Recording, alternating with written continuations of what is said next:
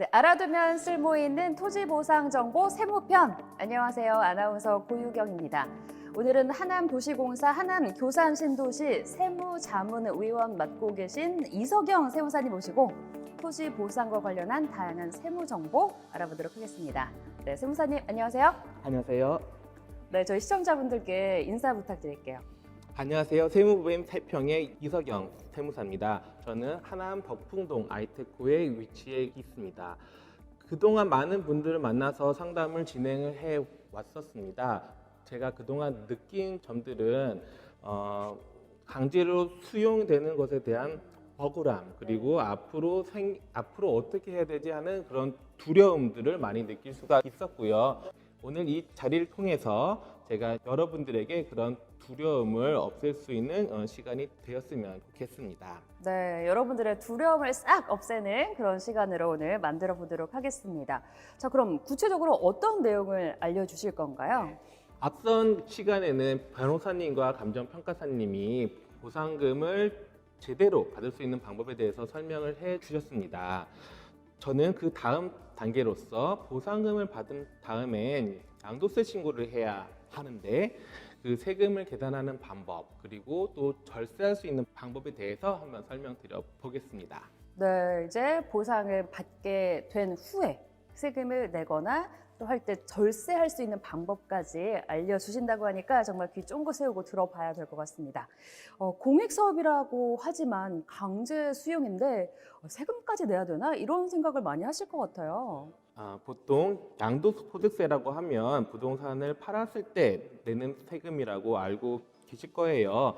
근데 수용도 부동산을 팔았다라고 보는 겁니다. 그래서 강제로 수용을 당했지만 양도소득세를 납부해야 합니다.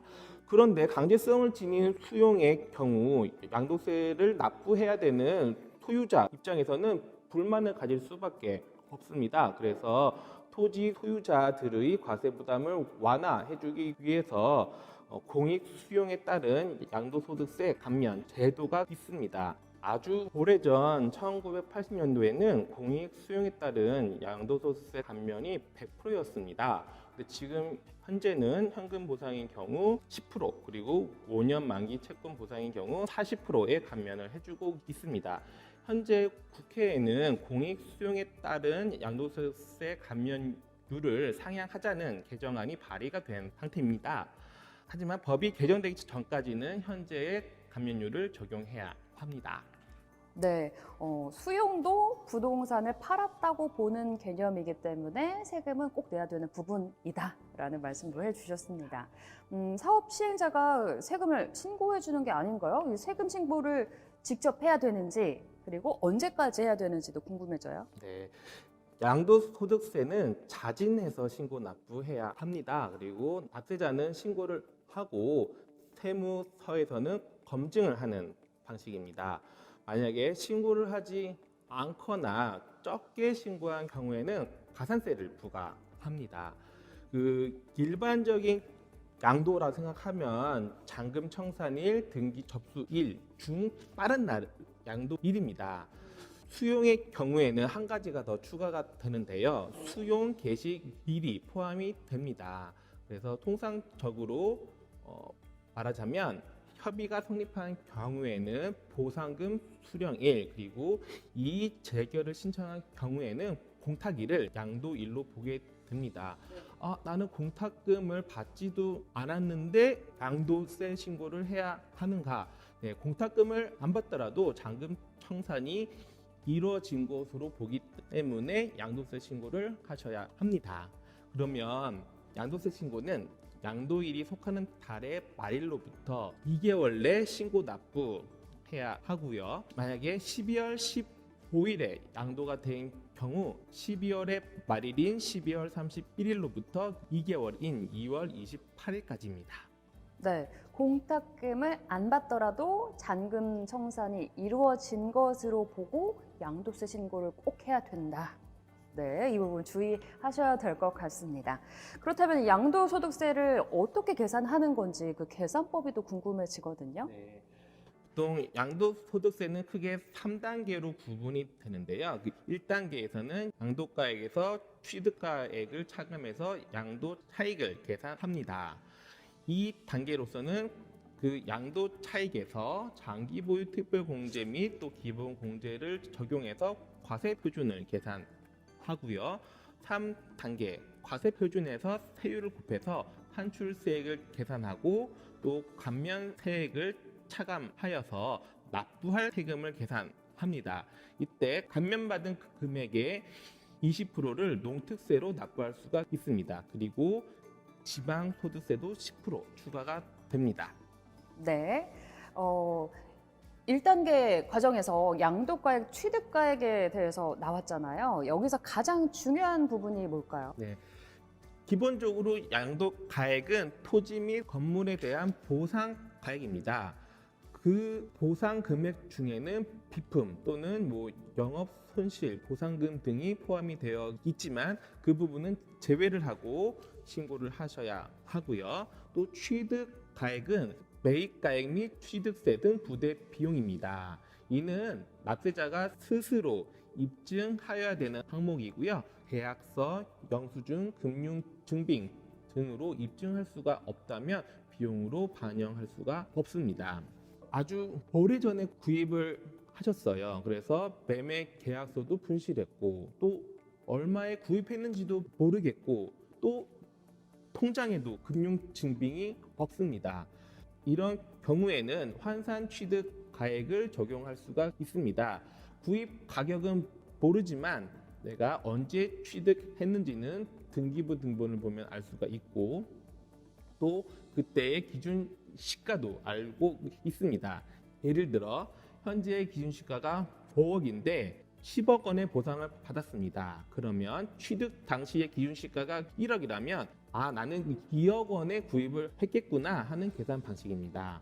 환산 취득 가액은 기준 시가의 변동은 크지 않지만 매매 가격의 차이가 큰 경우에 환산 가액을 사용하는 것이 유리한 경우가 많습니다. 그런데 얼마에 샀는지도 모르겠는데 나는 여기다 건물을 짓고 비닐하우스를 올리고 한 비용은 알고 있으니까 이를 필요 경비에 반영해달라고 할 수가 있지만 그것은 인정이 되질 않습니다. 즉 환산 취득가액을 적용한 경우 필요 경비는 시가의 3%만 적용합니다. 그래서 환산 취득 가액을 적용할지 또 건물 등 비닐하우스 등을 설치한 자본적 지출의 표로 양도세를 신고할지는 본인이 유리한 방향으로 선택하여야 합니다. 반면에 매매로 구입한 게 아니고 상속이나 증여로 취득하는 경우도 있습니다. 이때는 상속이나 증여로 취득했을 때의 가액으로 취득가액을 하고요. 감정평가를 받은 경우를 제외하고는 대부분 공시지가 등으로 산정합니다. 네, 1단계에 대해서 알아봤고요. 이제 2단계 장기 보유 특별 공제에 대해서 설명 좀 부탁드릴게요. 3년 이상 보유한 경우 3년 이상 연수에 매년 2%씩의 장기 보유 특별 공제율을 적용해 줍니다. 15년을 한도로 해서 30%까지 적용을 하고요. 또 양도소득세에서 물가 상승분을 반영해 주는 거라 생각하시면 될 것 같습니다. 그런데 1세대 1주택의 경우에는 더 큰 혜택을 줍니다. 1년에 8%까지의 장기 보유 특별 공제를 해 주고요. 또 10년을 한도로 해서 80%까지 해줍니다. 근데 보면 상식적으로 1세대 1주택은 비과세잖아 라고 생각을 하는 경우가 많은데요. 1세대 1주택 비과세가 적용이 되더라도 9억 원을 초과하는 부분에 대해서는 과세가 됩니다. 그 과세되는 부분에서 80%까지의 장기 보유 특별 공제를 적용합니다.